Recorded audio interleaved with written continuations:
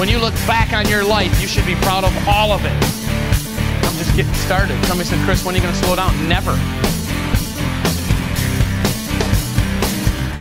Hello everyone.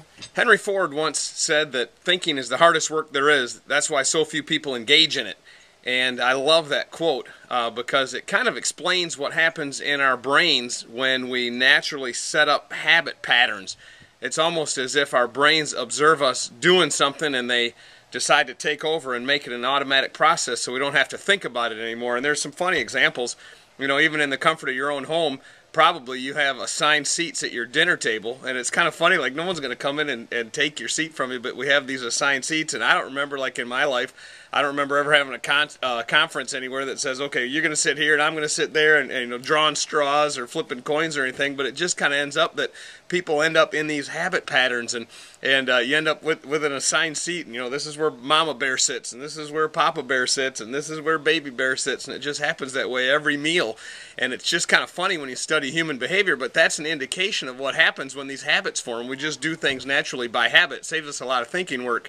And it's funny because maybe a visitor comes over, like the pastor or somebody, and you offer them a drink and bring them into your home and sit them down, and you know, unbeknownst to them, they sit in your seat, and you know, you're not sure if you can boot them out of your seat or not. So you're polite, you skid you around, you sit somewhere else, and you don't hear a word they say the whole time they're talking because you're sitting there. You've never seen your house from that angle before, and you're looking around, and the whole thing looks different because you've never sat in that chair before. And man, that cobweb's got to come down as soon as he leaves.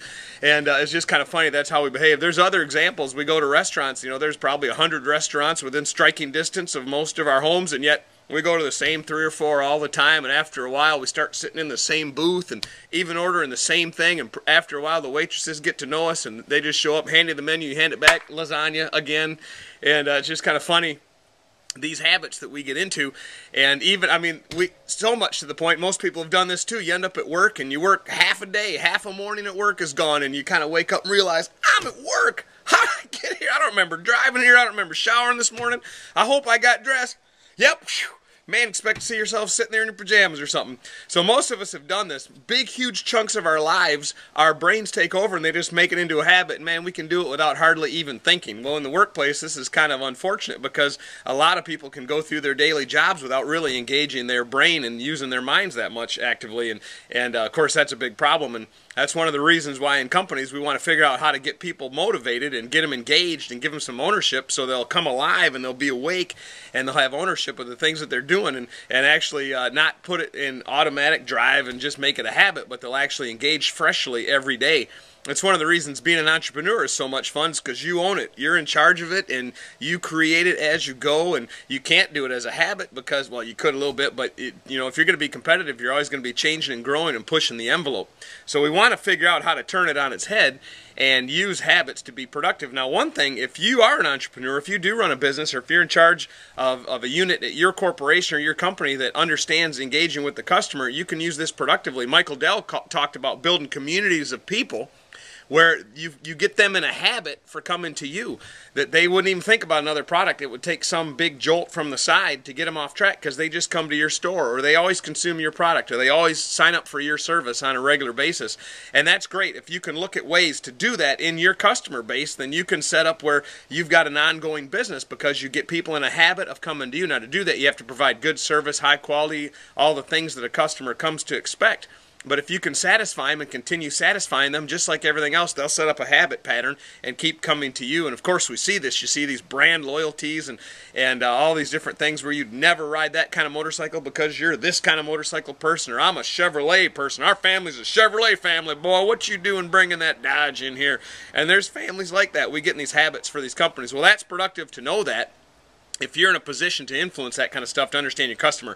But what I'd like to talk more about is personally in our lives, that we can put habits in empowering habits in our life instead of destructive habits. And that's probably a whole nother conversation. But there's all types of things we can do to make productive habits by having reinforcing behavior.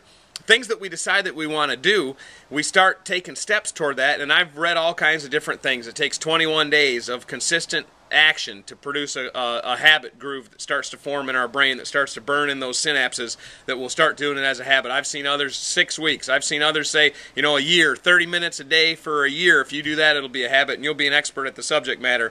Well, whatever that amount is, and I don't know if anybody really knows how to quantify that exactly, but it's true. The more we do things on a disciplined basis and the more we take those actions and reinforce it with the positive behavior, the more it becomes natural for us to do. Let's say you'd like to read your Bible more often and make that more of a habit. Well, the more you do that first thing in the morning before you even brush the sweaters off your teeth, that you just head right for your Bible, open up that book, have some prayer time, have some devotional time, and read through your Bible.